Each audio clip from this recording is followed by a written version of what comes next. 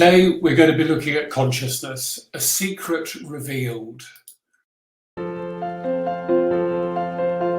Consciousness is what we experience, is what we are aware of, but we don't necessarily remain all the time aware of all its possibilities. And we're going to explore that today. And then over the next few weeks, we'll look at how we might use that if, as teachers or indeed anybody else, we're looking to bring significant change into our lives and we're looking to plan a brighter future.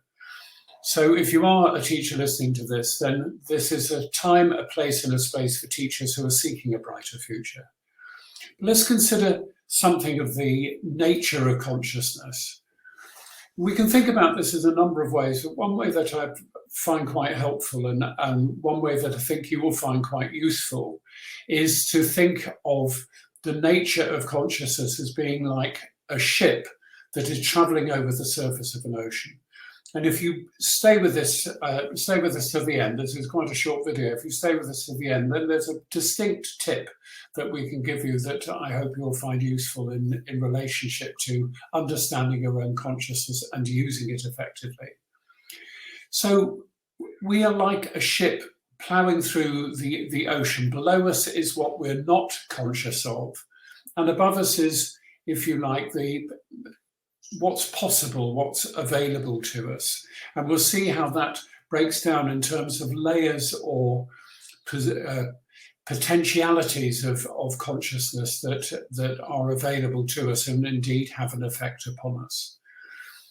So to understand consciousness, if we think of our center of consciousness as like a ship traveling over an ocean, something might break through the surface of that ocean. So, for example, if you've traveled in the Far East anywhere, you might look out to sea and suddenly see a school of flying fish break the surface of the water, which is very dramatic when they do it, all catching the sunlight.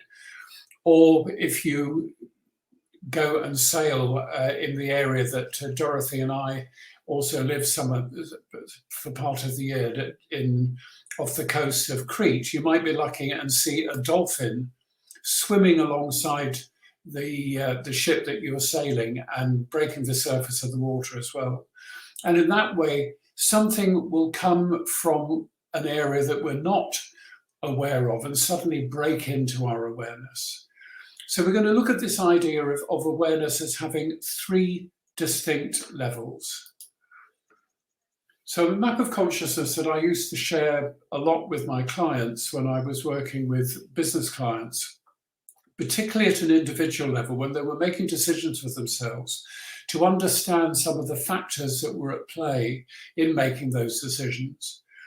And we would look at consciousness as having three distinct levels. There's the middle level, which is really where we are aware most of the time.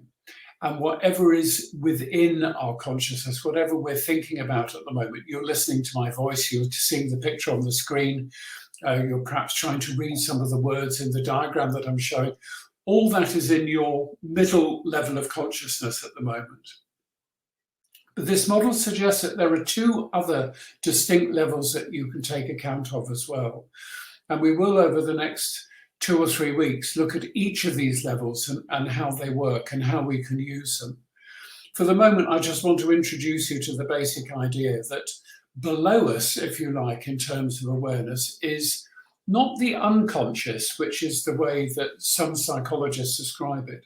We may be unconscious of it in the sense that it is not in our immediate awareness, but it is not unconscious of itself. It is not without consciousness, because what's going on beneath the surface of things is active all the time. And if you like, it is aware of us and our thinking. And as our thinking moves towards certain things, so for example, we might think, next week I'm going to have to speak in front of a staff meeting or a gathering of 100 or more people, and immediately changes take place physiologically. And those changes take place physiologically because something is coming up from our memories, but in a way that we don't fully have control over. Something comes up from what is called here our lower awareness. So Our ship of consciousness is traveling on a surface which is our normal everyday awareness, and below that is our lower awareness, but it's very powerful. And it's full of all those things that we've forgotten, all those things that we've suppressed, all those things we've pushed out of our awareness. And some people argue that every single experience we have is down there somewhere.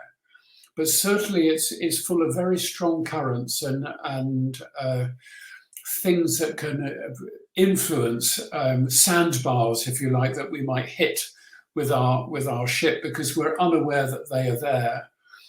In terms of our ordinary awareness, but they are there in terms of our experience. So we have a lower awareness, we have our everyday awareness, which we will look at in more detail next time, and then we have a higher awareness. And our higher awareness is that contains our aspirations, it contains possibility, it contains our real creativity.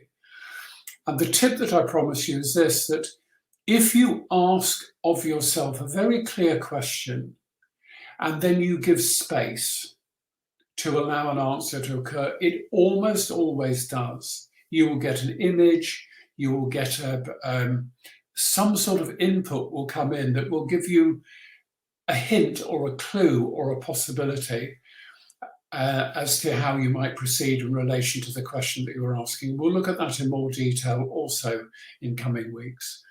So do join us on Thursday evenings. The next few weeks, we're going to be exploring the idea of consciousness and how we can use it most effectively.